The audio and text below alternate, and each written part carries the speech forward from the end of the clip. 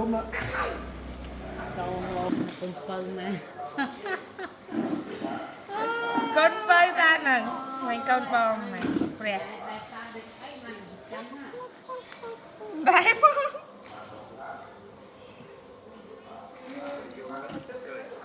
dạ đấy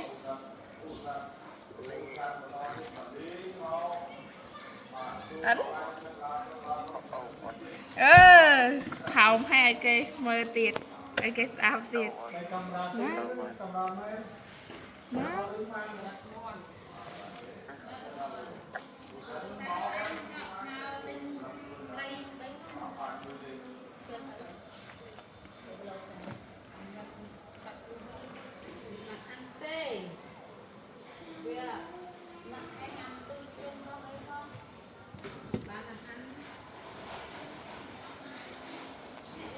còn phải man này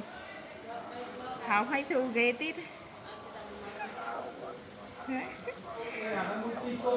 hay chia men khăn đấy bị bật khăn này này vậy